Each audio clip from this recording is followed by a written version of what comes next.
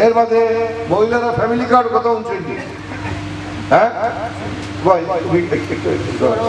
হ্যাঁ family card জানেন নাকি তা?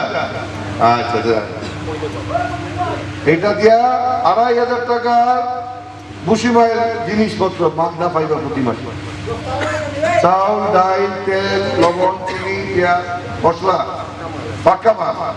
পাকা বাজার যেটা হয় ২,৫০০ টাকার মাগনা পাইবা। এটা দরকার নেই আপনারা? হ্যাঁ এটা পাইতে হলে কিনা করা লাগবো? দান ওর শীষে পড়তে হবে। হ্যাঁ সবাই তো কৃষক আপনারা, এই কৃষক কার্ড তো দেখছেন জানি।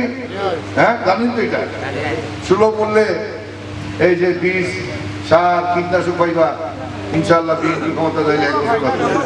হ্যাঁ বিনা খুব সুলভ সুযোগ, ১০,০০০ টাকা বিনা সুদমুক্ত, আর ১০ ঋণ পাইবা আপনার কৃষি যন্ত্রপাতি কেনার লাগি। আর এবার সবচেয়ে বড় জিনিস হলো যে কৃষি বিমা পাইবা। বিমা বুঝেননি? হ্যাঁ বিমাটা ইন্স্যুরেন্স, এটা বুঝতে নাই।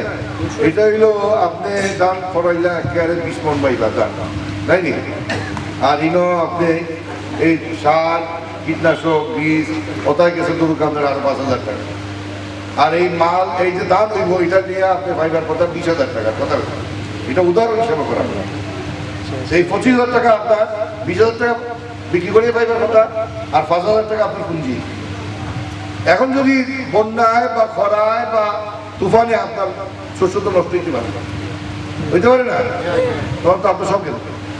যে ২০,০০০ টাকা পাইবার কথা আছে এটা তো পাইতা নাই, আর ৫,০০০ টাকা পুঁজিও গেছে। এখন মাগনা বিনা পয়সায় আপনারা বিমা করে দেওয়া যাবে। যদি আপনার ইয়ে নষ্ট হয়ে যায় এটা হয় ফসল, যে আপনি ২৫,০০০ টাকা মাগনা, বুঝছেন নি? এটা কত দরকার নেই। হ্যাঁ এইগুলি সব এই কৃষি কার্ডের ভিতরে যারা লিস্টেড হইতে পারবা তারা এইসব বেনিফিট পাইবা। এটা খামারির লাগিও আছে, গরু খামারির লাগিও আছে, মাছের যে চাষাবাদ করে তারা লাগিও আছে, যে বর্গা চাষি তারও আছে, এও এই বেনিফিট পাইবে, বর্গা চাষি আছে।